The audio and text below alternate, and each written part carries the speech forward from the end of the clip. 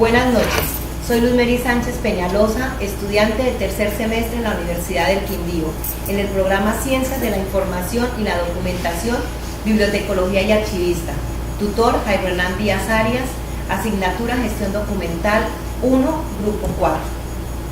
Este video lo realizo a fin de dar cumplimiento a lo estipulado por el profesor Jairo Hernán Díaz Arias como actividad final para el curso de Gestión Documental, en donde pretendo explicar brevemente los contenidos de los temas expuestos por los compañeros de los cibercipas de los grupos 3 y 4, teniendo en cuenta que la documentación es el testimonio de todas y cada una de las actividades de una persona o una entidad.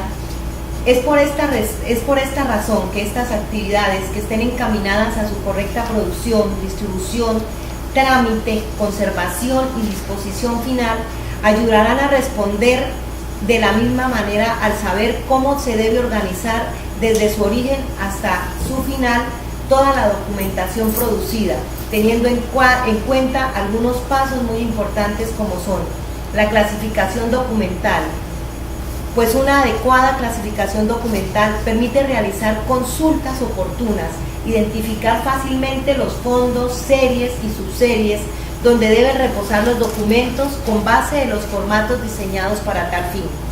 La finalidad de la clasificación documental es organizar el archivo, conocer de la institución, conocer y controlar los documentos, difundir la información. Series, subseries y tipos documentales.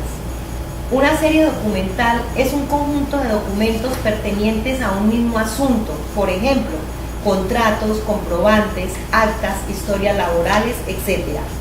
La subserie documental es una subdivisión de las series, por ejemplo, contratos de obra pública, comprobantes de egreso, actas de comité y de archivo. Tipos documentales son todos los documentos que conforman los expedientes de las series y subseries, ejemplo, minutas, actas de posesión, pólizas, facturas, etc. Organización de historias clínicas. Una historia clínica es un documento privado, obligatorio y de absoluta reserva, el cual debe tener registrado de manera cronológica las condiciones de salud del paciente, los actos médicos y demás procedimientos ejecutados por el equipo de salud que intervienen en la atención del paciente. Entre las características más importantes de las historias clínicas tenemos la integridad documental, la secuencialidad y la disponibilidad oportuna. Entre los requisitos de una historia debe estar las fechas, las firmas de autorización que acrediten la calidad de historia clínica. La información debe ser en todo momento completa, coherente, efectiva y veraz. Las historias clínicas son documentos que tienen implicaciones penales. Las historias clínicas de los usuarios activos y de los que por lo menos han asistido los últimos 5 años a control deben reposar en el archivo de gestión. De allí pasan al archivo central y se conservan por 20 años, transfiriéndose al archivo histórico aquellas historias clínicas que por su valor científico, histórico o cultural deben ser conservadas permanentemente. Programa de gestión documental. Teniendo en cuenta el artículo 21 de la Ley 594 de 2000, que estipula que es obligación de todas las entidades públicas elaborar programas de gestión documental contemplando el uso de tecnologías, y el artículo 26 dice que las entidades públicas a elaborar inventarios de los documentos para asegurar el control de los documentos en sus diferentes fases. El programa de gestión documental es el resultado de la administración de una entidad. Su gestión realizada brinda el aporte a la conservación del patrimonio documental y en las acciones de transparencia del Estado involucra a todas las entidades del orden nacional.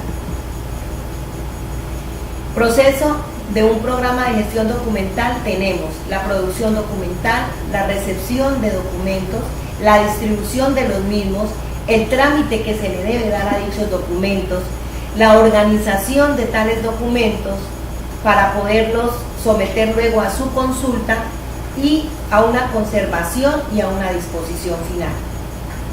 Tablas de retención documental. Las tablas de retención documental son un listado de series con sus respectivos tipos documentales a los cuales se les asigna el tiempo de permanencia en cada una de las etapas de su ciclo vital. Existen dos tipos de tablas de retención documental.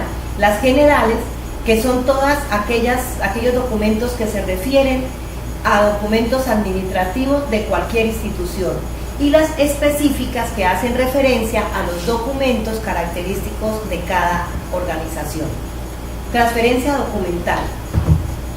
Es el proceso archivístico que consta en el traslado de los documentos de archivo del archivo de gestión al archivo central y de allí al archivo histórico, con base en los periodos de retención establecidos en las tablas de retención documental o en los calendarios de conservación. Las transferencias primarias son el traslado físico de la documentación del archivo de gestión al archivo central, cuando estos dejan de tener una utilidad inmediata, pero siguen conservando su valor primario, entre los cuales tenemos el valor administrativo, el legal, el fiscal y el técnico. Y las transferencias secundarias es el traslado de los documentos del archivo central al archivo histórico, después de cumplido el tiempo de retención de los documentos en el archivo central. Tras el proceso de valoración documental, entre ellos se cuenta con los valores secundarios, tales como son el histórico, el científico, el técnico y el cultural. Fondos documentales acumulados. Son documentos reunidos por una entidad en el transcurso de su vida institucional sin ningún criterio archivístico,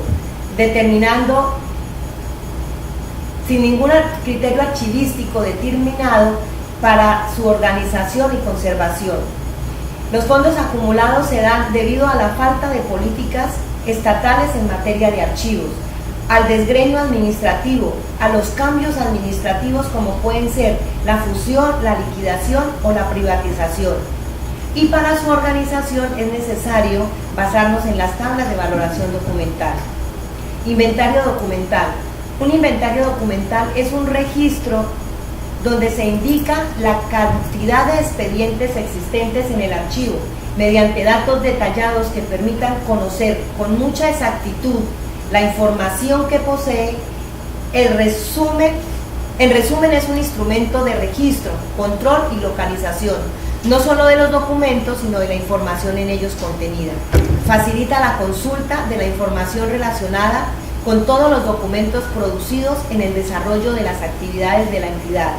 Es considerada la herramienta con la que se facilita realizar las transferencias, que es el traslado de la documentación que ha cumplido su periodo primario de un archivo de concentración u otros motivos.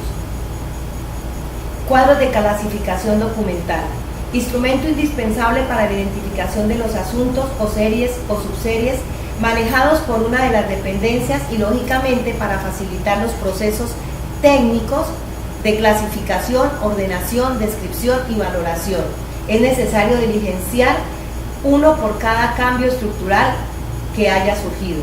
Es necesario comparar el cuadro de clasificación documental con el formato único documental para poder determinar el archivo físico y así evitar los posibles errores que se puedan producir. Tablas de valoración documental.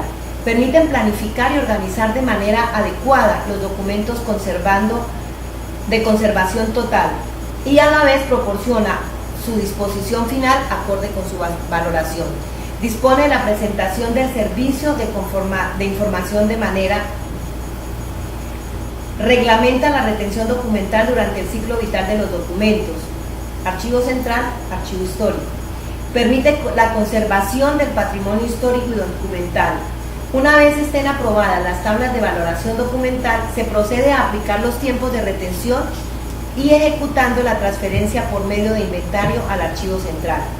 Se efectúa el proceso de selección de acuerdo a las características de las series o asuntos y se procede a realizar la eliminación documental dejando como soporte un acta relacionando los documentos que se van a eliminar. Formato único documental. Es un instrumento que relaciona o describe el conjunto de unidades documentales producidas por una entidad con el fin de establecer un control físico, administrativo, intelectual de los mismos, que permita su adecuada localización y recuperación. El formato debe estar debidamente aprobado, debe ser diligenciado por el responsable de cada oficina productora y debe ser adecuado a las necesidades de cada entidad. Respuestas. ¿Cree usted que estos objetos de aprendizaje sirven realmente para aprender? Personalmente considero que en cuanto a la parte investigativa son muy importantes, pues despiertan en el estudiante una curiosidad, permitiéndonos interactuar constantemente en busca de clarificar conceptos y apoyarnos en la normatividad. ¿Está satisfecho con su trabajo? Sí, estoy muy satisfecha con mi trabajo, pues sé que lo realicé con responsabilidad y seriedad. Sea esta la oportunidad para felicitar a todos los integrantes de todos los cibercipas de los grupos 3 y 4, pues veo en su trabajo a futuros profesionales dedicados y decididos con el tema de la información. Muchas gracias, éxitos a todos. Luz Mary Sánchez Peñalosa.